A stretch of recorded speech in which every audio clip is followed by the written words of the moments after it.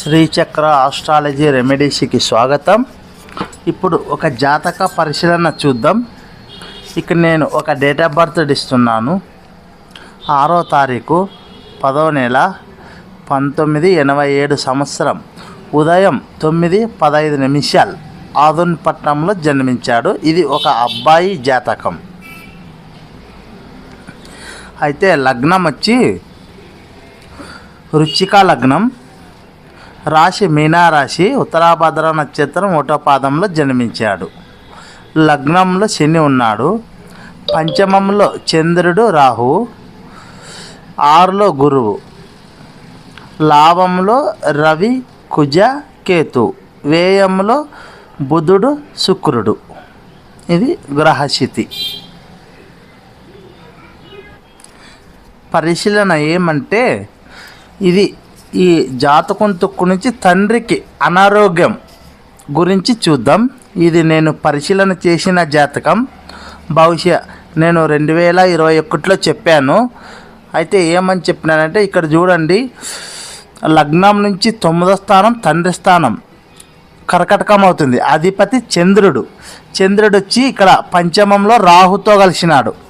నేను అన్నాను 2024లో ఇక్కడ రాహు మీనంలోకి వస్తాడు. ఆ టైంలో తండ్రికి కొద్దిగా అనారోగ్య సమస్య వచ్చే ప్రమాదం ఉంది అని చెప్పాను. కానీ జరిగింది. అందుకే మీతో పరిశీలన చేద్దామని ఇక్కడ ఇస్తున్నాను ఈ జాతకం. అయితే అనారోగ్యం ఏమొస్తుంది అని కానీ చూద్దాం.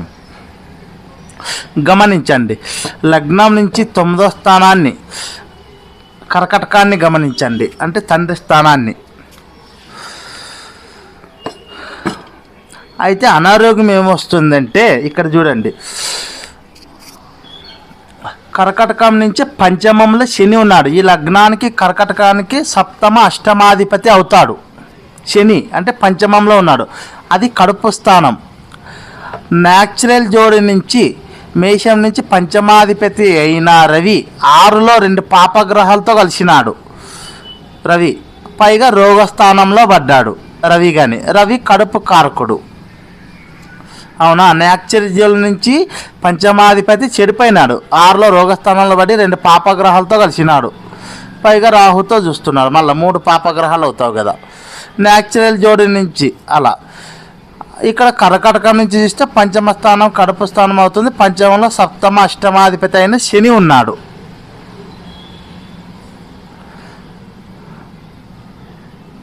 అంటే కడుపుకు సంబంధించిన ప్రాబ్లమ్స్ వస్తాయి అని నిర్ణయించవచ్చు. అది ఎప్పుడు ఎలా అంటే ఇక్కడ చూడి శని ఉన్నాడు కాబట్టి శని దశలో కానీ, తర్వాత తండ్రి కారకుడైన రవి కుజంతో కలిసినాడు కుజ దశలో కానీ, కేతుతో కలిసినాడు కేతు దశలో కానీ, ఇక్కడ భాగ్యాధిపతి అయిన చంద్రుడు రాహుతో కలిసినాడు కాబట్టి రాహు దశలో కానీ రావచ్చు.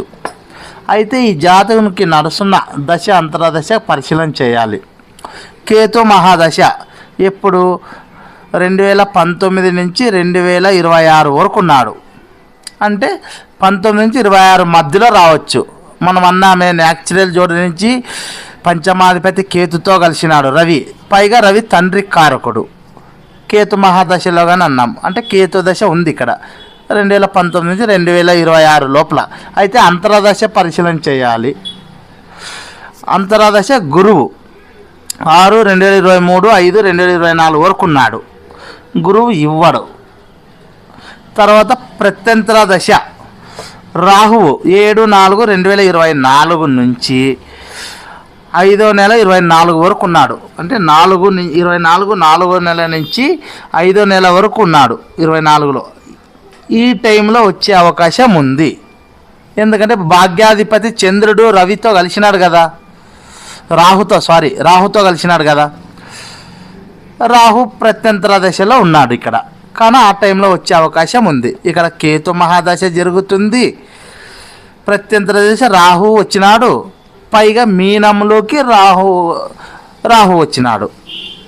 కావున 2024 4 నుంచి 5 మధ్యలో ఎప్పుడైనా జరిగే అవకాశం ఉంది అని చెప్పొచ్చు.